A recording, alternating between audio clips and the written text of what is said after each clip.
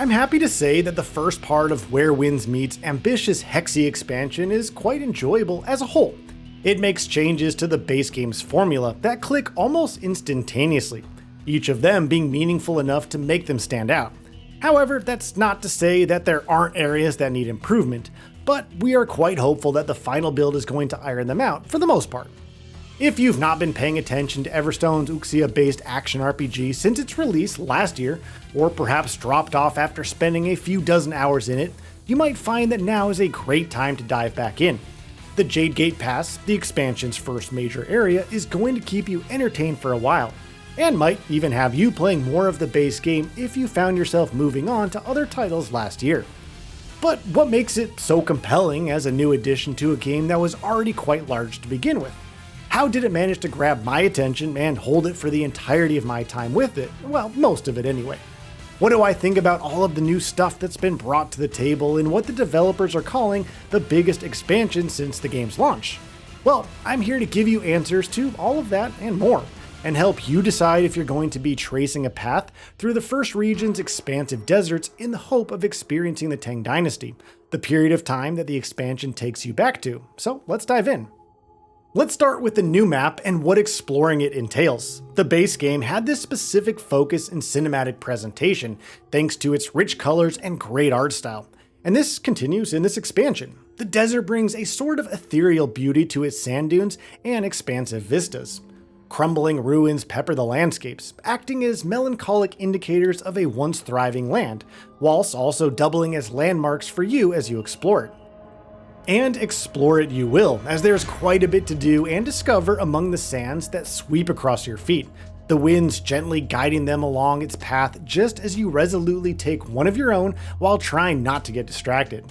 I'd say that there's quite a bit of density as far as the things you get to do in the desert are concerned, but it's not on the level of the base game, where it often felt impossible to go from point A to point B without getting distracted frequently. If you find that overwhelming, the Jade Gate Pass might appeal to you, but if you do like those distractions, the new map might leave you wanting for more. But irrespective of your approach to exploring it, you're going to find yourself stopping to admire the sights quite often. Its soundscapes, its moon-themed motif, and the day-night effects are all so immersive that they actually border on spellbinding here. I can't help but wonder what the next two maps have in store on the visual front, and if the developers have deliberately made this one marginally less dense owing to the desert theme, preferring to ease you into what the expansion is trying to do before laying it all down in the next two chapters. It's a feeling that kept gnawing at me as I experienced the story on offer in this one. It starts off quite slowly, to the point of actually feeling like it was dragging its feet a little before it picked up the pace as I reached new places. The tone feels a little too serious compared to the base game, but perhaps that's intentional, given that you're looking at the Tang Dynasty through the eyes of the people who witnessed its rise and its decline. Now, I couldn't help but feel like the writing and voice acting have taken a hit when I compare them to what was on offer in the base game, but it's still quite serviceable and didn't actually deter me from trying to explore almost every single nook and cranny of the desert.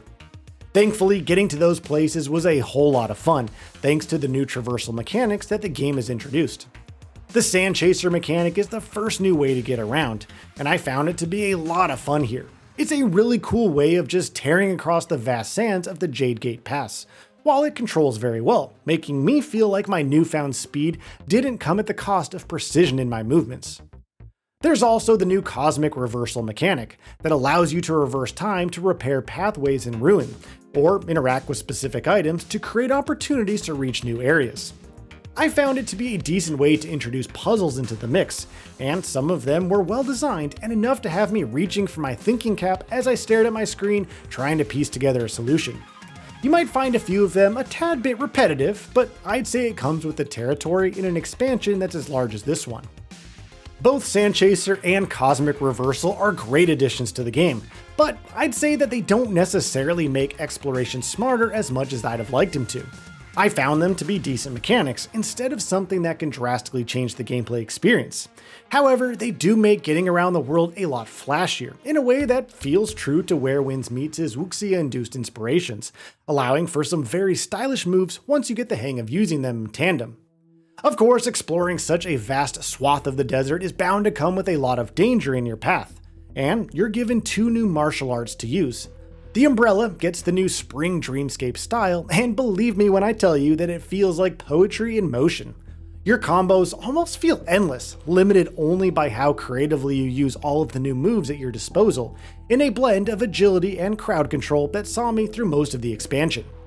Of course, the Rope Dart's Fleeting Cloud style is not far behind, with its AoE and DPS potential making it perfect for both crowds of enemies and one-on-one encounters. I did find its targeting to be a little off, but I'd recommend checking it out in the final release build once those issues are properly addressed. Now, minor issues aside, both new styles were quite effective at dealing with all the new enemies I encountered as I explored the new maps.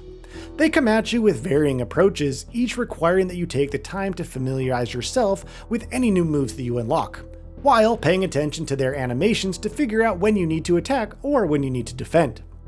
That's especially true of the bosses, with Go-Chin being an absolute monster to deal with when I first took him on. I'd recommend brushing up on your deflections to get through this phase 1 of your battle against him, as you're going to want to preserve your healing supplies for the second half of the fight, where he begins to truly showcase why his reputation is as fearsome as it is. The Wandering Arc deserves a special mention, as it's among the coolest boss designs I've seen in a while. It wanders the desert, sustaining a brutal offensive against any that dare to try and get too close. You're challenged with picking the best places to take it on so you can get some damage into its weak spots, whilst having enough cover at hand to get defensive and when it tries to hit back. It's a fight where your brains matter just as much as your brawn. Now, aside from the main story and the bosses, there are side quests that are as good as they were in the base game. You're going to have a great time chasing down the little stories they take you through, and the quality here is top notch. I wish I could say the same about the expansion stability, but honestly that sadly isn't the case here. It's way more buggy than the base game when it was first launched, and I even encountered a game-breaking bug that halted my story progression. Yes, it does have its problems, but they seem solvable with a good patch or two. Overall, I think Hexi is off to a solid start, with its first chapter marking the beginnings of a slew of content coming to Where Winds Meet over the next few months. It has me eager to see what the next 2 chapters are bringing to the table, the Hangblade being an addition that I'm really itching to try out. So would I recommend you jump right in? I'd say yes, for the most part at least. If you enjoyed the base game, quirks and all, this one's going to be a treat for you. But if you found yourself dropping off after a few hours or days with it, this one might have you feeling exactly the same. However, it's still worth checking out if only to see what's changed if you belong in that camp.